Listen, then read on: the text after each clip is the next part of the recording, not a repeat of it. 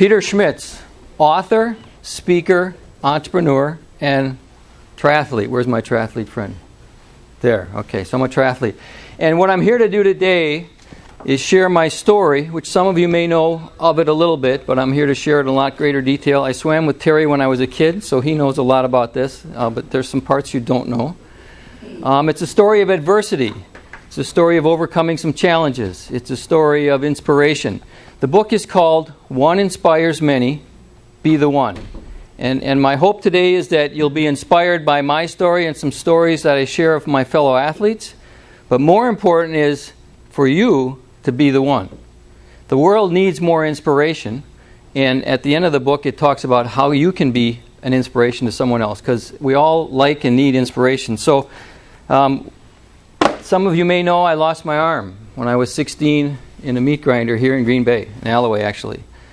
And so that was a pretty big moment in my life. I was working at a butcher shop and there was no guard on the machine, making hamburger on a Friday afternoon.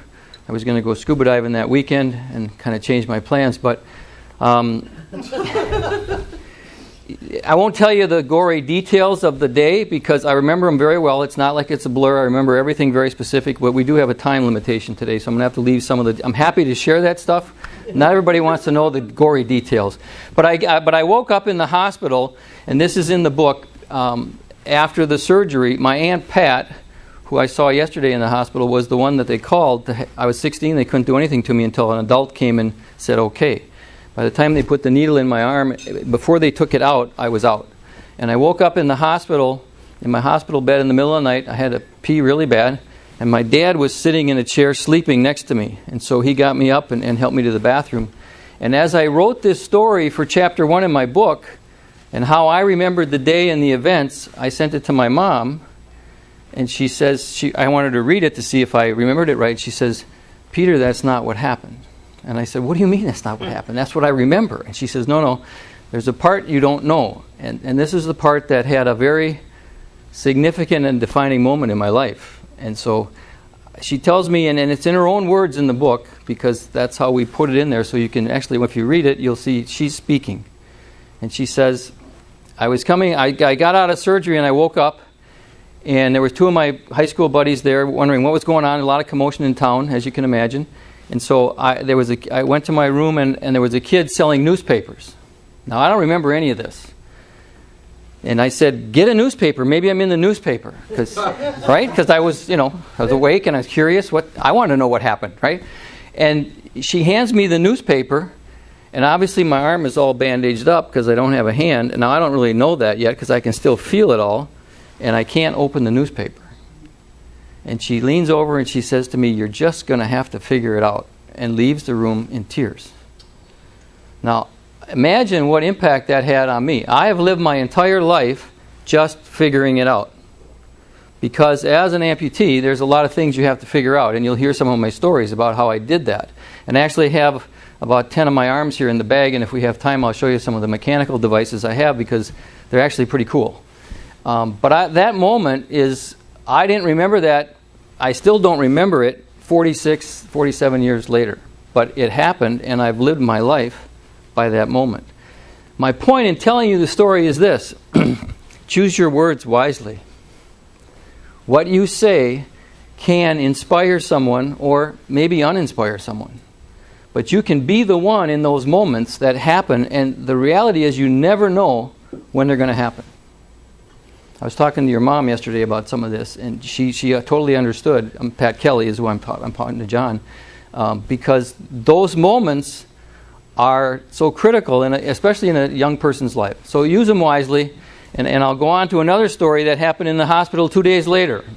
How many of you know Clyde Trutman? Everybody? Well, not everybody, okay, but I was on the swim team at that time. I was a sophomore in high school. I was with Terry and his sister, who beat me sometimes. You too. Yeah? You too? Okay. I don't remember that. But anyway, it was fun times. But at the time, I was the best male breaststroker on the team, and I would be the guy on the relay teams. And Clyde comes in, and I'm laying in bed, my arm's all bandaged up. He comes around the left side of my bed, and I said, I looked up at him, I remember this vividly. I said, Clyde, I guess I won't be swimming anymore. And his words were, "Few, again, yes you will. I'll see you in the fall." That's all he said. That's all I remember. I'm not sure. Clyde was not a man of many words, right, Tina? You know that. And so that, I didn't argue with my coach. That's not something you did when you're a teenager. And I went back to the pool that fall. And 1.5 arms does not go very fast. So I went from the best team, because I couldn't keep up, to the junior varsity, to the sub-varsity, all the way down to the, I can't remember the bottom level, reserve. Thank you for that. Wow, the reserves. So I was on the reserves. And so Clyde, in his wisdom, and my mother,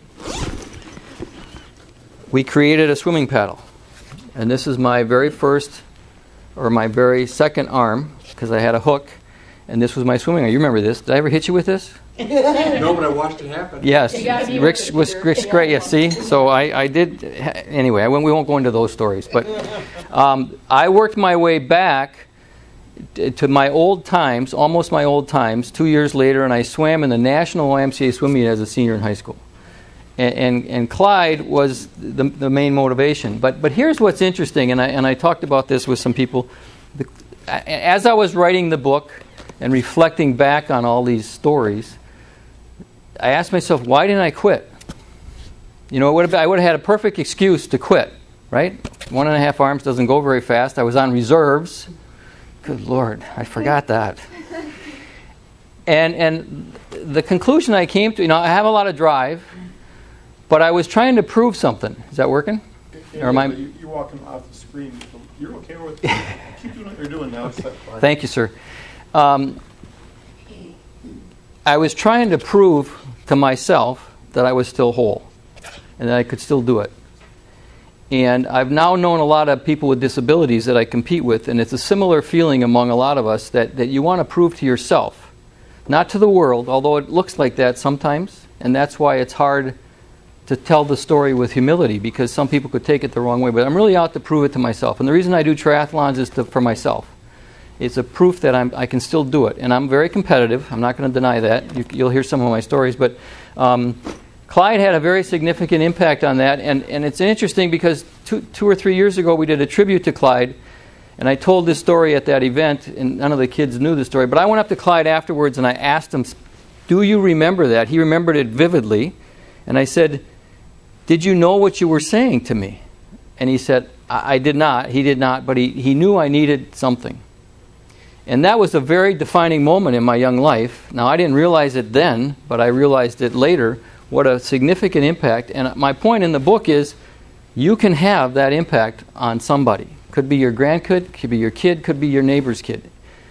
Could be an adult, anybody. But choosing the right words or the wrong words can make a huge difference. And so I've done a lot of crazy things in my life. I've jumped out of a perfectly good airplane, which is pretty crazy. And the second time, we had a great time the first day, and we all went back. And I'm in the plane. I have my hook on, right? And if you ever parachuted, anybody parachute? If you get in any trouble, you have to release your main chute and open your spare. And the guy looks at me. We're going up to 3,000 feet, and he says, "I'll take you up a little higher in case you have any trouble." And I said, "Shit." I said, so I didn't go back the next day. I said, that's pretty crazy. So I've done a lot of goofy stuff, but I got to cut to some of the end of this. I started triathlons when I was 62. I'm 65, and I'm competing next week in a race that I've done now 5 times. But my very first race is a great story of my determination, because who knows where Galena, Illinois is? Yeah, you guys know how many hills there are there? Yeah, so I go to Galena and I've never trained for a race. I have regular shoes, I have a mountain bike, and I don't know how to run. And I've never swam in a wetsuit, and the water is in the 50s. And so my friend says, "Oh, you'll be fine." We trained a little bit, and I figured I can swim, and I can do the rest. But it took me 4.5 hours to do a race that would have taken an hour and a half for most guys, maybe an hour and 45 minutes. The water was so cold it took my breath away. I had to stand up and compose myself. I've never had to do that in my life, even on reserves. But the ride on a mountain bike, I couldn't climb the hills. I ended up walking. So when I get to the walk, the first mile is uphill. So and I get to the first aid station where they have water and stuff, and I say, "Is this the end?" And they said, because I'm thinking I'm at the end, and they said, "Well, it can be." And I said to myself, "There's no frickin' way I'm quitting before the end." And so I walked for a while. The cop is following me in the car, clearing the course. There is nobody at the end except my two friends. There's not a cup on the ground. There's not a volunteer. There's no medal for me for finishing. None of that stuff. I'm the only one and my two buddies. And I said, "Why did I do this?" And as I reflected on this, it's the same thing. I'm driven, I'm determined, and I wanted to prove there's no way I was going to quit. And I was talking to my aunt yesterday. I've talked to my mom. Where does that come from? And I think it's born in people. I don't know that you can instill drive into a person. I wish I knew the answer. If any of you guys do, I'm open to suggestions. But then my second race ever was that same summer. And it's the race that's next weekend in Wakanda, Illinois, where I live. Now, the water's a lot warmer, and it's a lot shorter course. There are some hills. But I still couldn't run a 5K at the end. That race was my first time at a local race at the Park District. So at 6 o'clock in the morning, there's all these people in the corner there disabled. So I'm curious. I go over and I say, "What's going on here?" And it turns out this is the Dare to Try Para-Triathlon Club, and there's 6 of the racers there, and they're in wheelchairs. There's a blind guy, there's a woman with one leg, and they say, "Do you want to race with us?" And I said, "Sure," because they get to go first. They get to stay out of the herd of all the swimmers, so I got to go first. So I get down to the beach, and they're all walking in from the beach. I get out into the water waist deep, and I look around. There's nobody. I turn around, and they're all being carried into the water because they can't walk. It just blew me away. These guys are going to race. I'm feeling like I'm not disabled at all because they can't walk. And Jose, who was in a wheelchair, is a friend of mine. He beat me that day. Now, he doesn't do that anymore, but he did it then. And so that year I raced that in 2:09, and last year I did it in 1:24. Now, you understand that. So this year I'm hoping to get first place in my age group.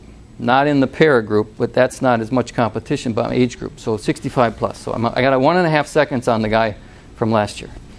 So these are some of the stories, and so in Chapter 7 in the book, it talks about some of my fellow triathletes that I race with. Dare to Try is an organization of disabled athletes, and we have racers, and then we have camps. Like, I forgot who was talking about the camps. We have camps for people with disabilities to learn how to swim, bike, and run, and then at the end of camp, they get to do a triathlon. It's a shortened version, but still, imagine a kid with a disability doing a triathlon for the first time and crossing the finish line. It's just heartwarming. They cry, they scream. We take pictures. There's a big, just like a normal finish. They blow up the whole finish line thing, make a really big deal out of it. It's a tremendous boost to their confidence and self-esteem, and that's what Dare to Try is all about, and that's what I do. But in Chapter 7 in the book, I talk about some of my fellow racers, and at the Chicago Triathlon in 2014, I'm in the transition area in the morning at 6 o'clock, and I meet a guy named Hector from Florida. Now, Hector's not one of our team, but Hector has no hands. He's got one arm off to here and one arm off to here. And I go up to him, and I'm not shy. I say, "Hector, how are you going to do this?" He says, "Watch me." Hector takes his arm and he stumps and he puts it in the bike like this. He squeezes his knees together to put the brake, and he shifts with his chin. He's got electronic shifters. Yeah, it's unbelievable. He does races all the time, and he gives his medals to the kids at the Broward County Hospital. And he races for the kid every time he races. And there's other guys in there in my book. Alberto is blind, can't see a thing, right? Some blind people can see a little bit, but try to imagine swimming blind or running. You're tied to someone, and they're telling you what to do all the way. And he's quite good. So these are some of the amazing stories. And the last part of the book, how am I doing on time? Good, you got 10 minutes. The last part of the book is Be the One. And so, what's that? Okay, the process 15 years. And so, be the one means inspire someone else. And you all have a story to share and a story to tell. And what I learned through this process and some other work I've done is how do you connect with people at the heart? The best way is to share your story, whatever that is. And it could be a story of pain, could be a story of overcoming adversity, it could be a painful divorce. There's lots of people that have stories, but there's always somebody that will connect with you based on your story. And you can have an influence in their life by being that inspiration. And so that's the last couple chapters are kind of how to do that, and kind of who inspires you, and what inspires you, and then who can you inspire. Like I said earlier, the world needs more inspiration. Who doesn't want more inspiration? And so with the last few minutes, this is always a interesting part. This arm here is electric. So if you've never seen one of these hands, this is electric arm. And I'll get to that story, but this arm is my mechanical arm that I've had since I've been 17. This is the second arm I ever got. My mother knows where the other arm, the first arm is. It's in the bottom of the bay at Longtail, because I went. No, I went. Yeah, you're funny. Yeah, I went water skiing. We were big water skiers, my brother and I I hooked this on the rope, and I tried to get up slalom, and I fell. And then he didn't stop the boat, and it just dragged me until the arm broke off and sank. And we dove for it and never found it. But the story goes like this, is because Workman's Comp was paying for all this, and they said, we're not going to buy you another arm. You just lost that one. So I had to buy this arm in 1968, I think it was, and I paid to have it repaired for 20 years. And it was actually at a golf tournament inside Indianapolis Speedway in I think it was 1987, where I met a prosthetic shop that told me I should get one of these. I'd never heard of electric hand, and I'm sure maybe you never have either. I'll tell you how this works in a second. But so I went back, and my mother was with Jim Presentine, married Jim Presentine, and he wrote a letter to Workman's Comp. It's an interesting story because Workman's Comp they generally close your case after 6 years of no activity. My case never got closed.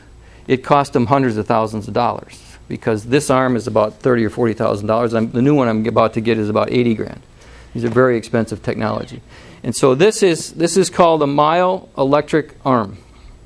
So if you put your finger on your muscle right here and you move your fingers, there's a sensor in here that picks up the electricity in the muscle. That's what makes it open, and that's what makes it closed, the muscle on each side. There's a battery, there's a motor. And one of the ladies yesterday I was speaking asked me, how do I make that work? And I said, just like you make your hand work. You think about opening your hand. I mean, you don't really think about it, but you do. That's the same thing I do. It just opens and closes. I'm very good at it. I've had it a long time. This is my third one. And then, this is, I took it off yesterday. It's a little bit heavy. Maybe I won't take it off today. But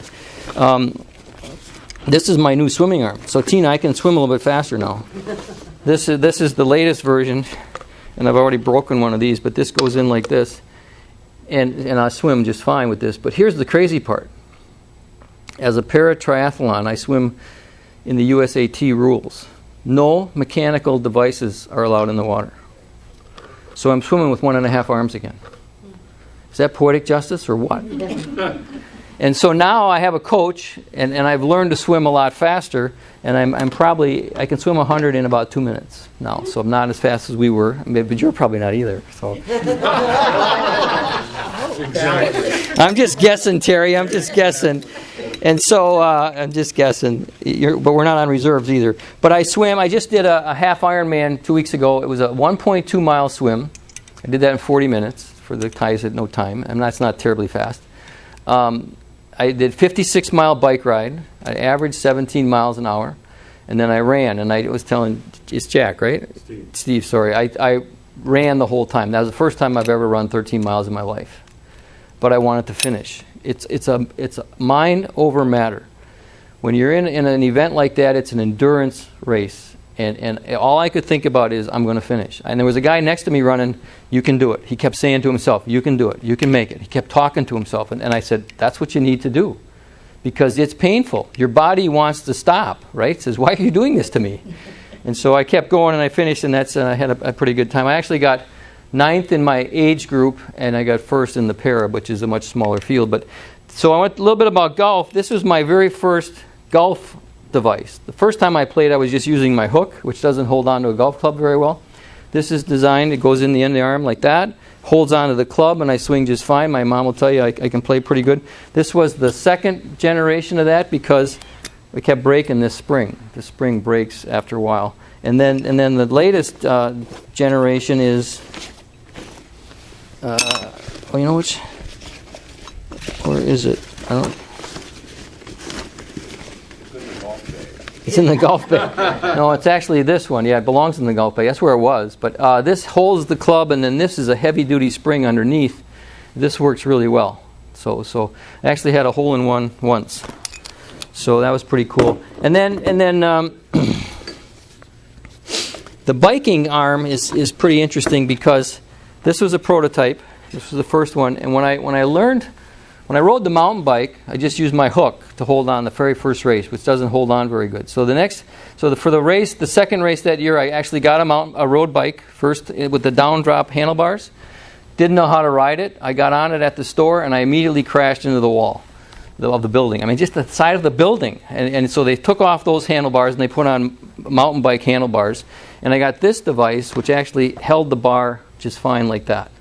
And so that worked for a couple of years, but then I was getting better. I wanted to get faster.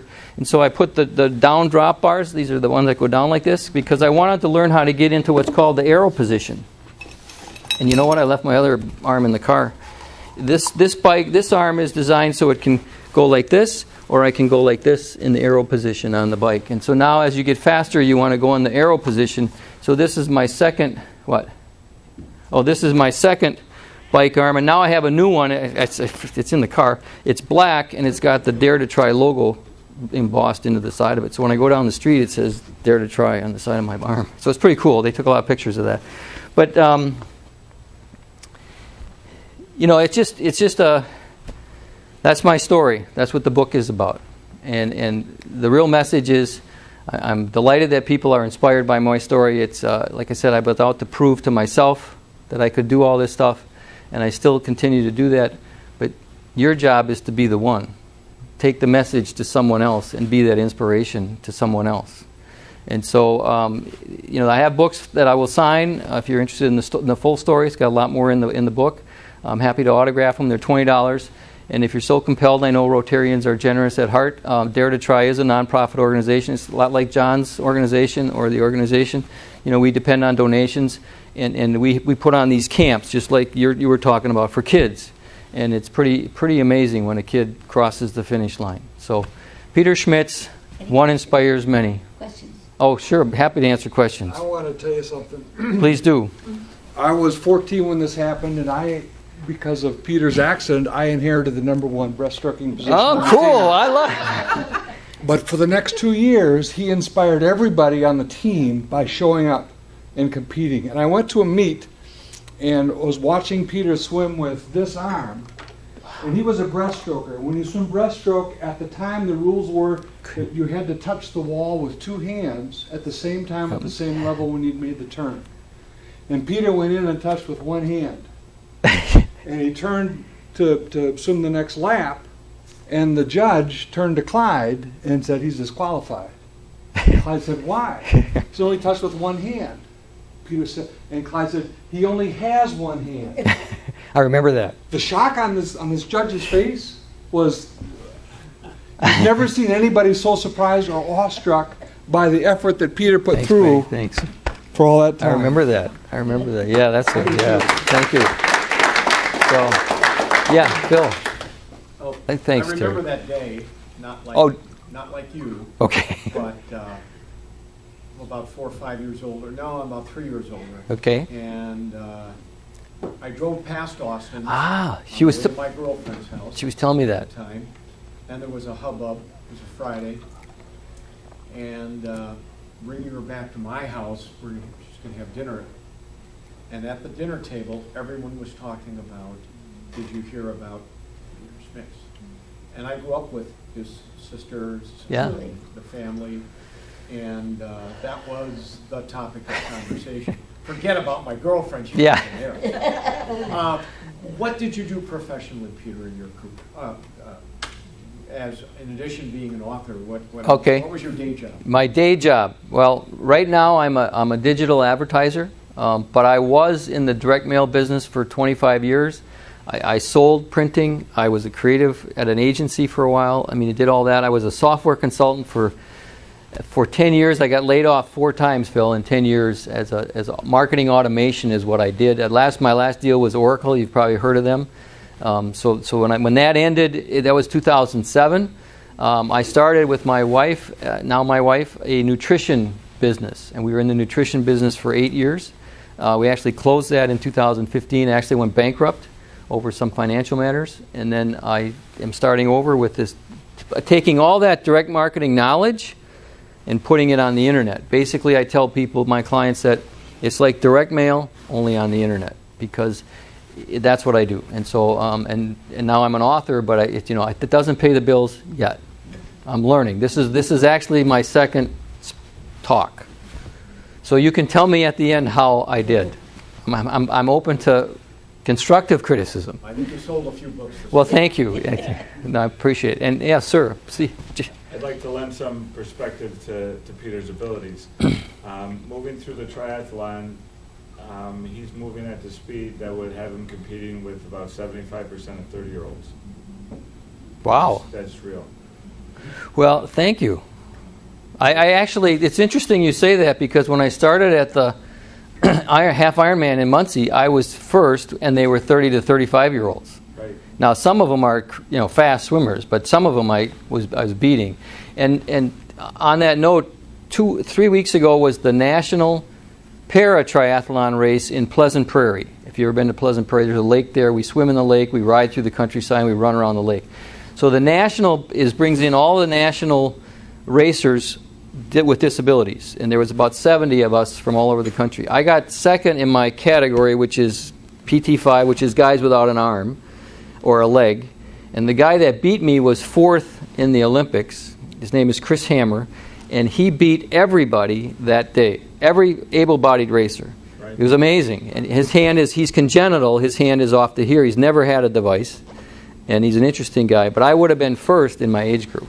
That was my best part of the day. So thank you for that acknowledgement. That's I didn't think about that, because it's a tough sport. It's significant. It's very significant. Thank you. I know firsthand. Yeah, you do. We were talking, and I'm here to tell you, I wouldn't recommend triathlons to anybody, because it's pretty hard. It takes a lot of commitment. It takes a lot of training. Yeah, a lot of training. On a final note, I just got invited to the national age group race in Omaha, as for the Olympic distance, as a normal racer. You have to qualify, and I just got invited. So, yeah. So, thank you very much.